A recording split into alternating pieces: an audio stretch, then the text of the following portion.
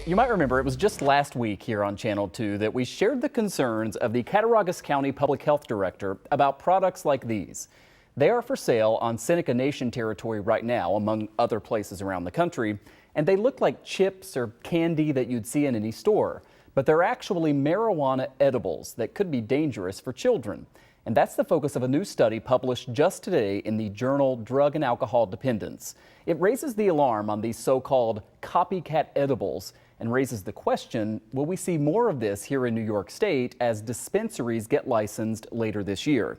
Joining us live right now to talk about this is the lead author of that study, Dr. Danielle Ompad, Associate Dean for Education at the NYU School of Global Public Health. It's great to have you on here, and I want to start with just what you found about the dangers of these edibles and I guess what parents should know about the effect that this can have if kids get their hands on these products, because we certainly heard from people last week when we did the segment with the health director saying, oh, what's the big deal about this? So what is the big deal?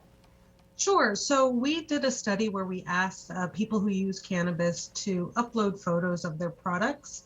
And we had over 200 photos of edible products, of which about 8% or 22 of the products of over 200 products were what we deemed to be copycat or look-alike edibles. So in our sample, they did not represent a lot of the edibles, but there were a few.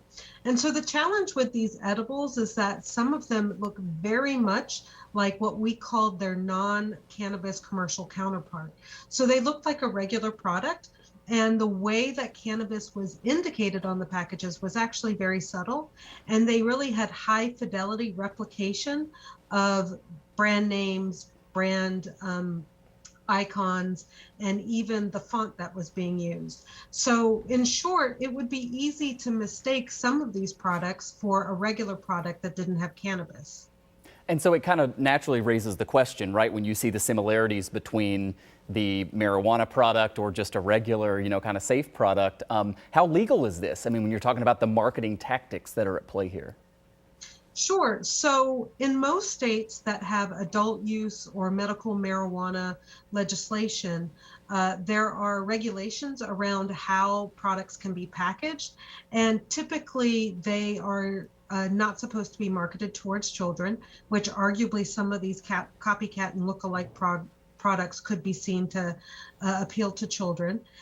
In addition, there are other copyright and trademark laws that may be violated by these products. So the packaging in and of itself is not legal, while the product inside may be. So here in New York State, they're still working out sort of all of the regulations. We believe we'll have dispensaries open for adult use recreational marijuana by the end of this year. But as they work through those regulations, what rules do you think should be in place to make sure that these products aren't marketed toward children, and so that, children don't accidentally get their hands on something like this? So I think it would be a good idea to think twice about whether New York dispensaries could sell copycat and look-alike products. There are other ways that the products can be packaged that will communicate the fact that they're an edible, that they even may be a great tasting edible, but indicate very clearly that it's cannabis, and also make sure that it is not marketing towards children by using characters and too many colors. So that would really benefit the consumer here in New York if those edibles were not look-alike or copycat of non-cannabis products. And finally, you've just got about 30 seconds left. For people who are out purchasing and they see these types of items, what should they know? And I guess how hard is it to sometimes distinguish between the two? Typically, these products are going to be sold in a dispensary or a place that is known to sell cannabis products, and maybe somebody who has a unsanctioned way of selling them. So if you're going to buy them, you probably know that you're going to be buying them. And I would highly suggest that if you live with children, that you don't purchase them.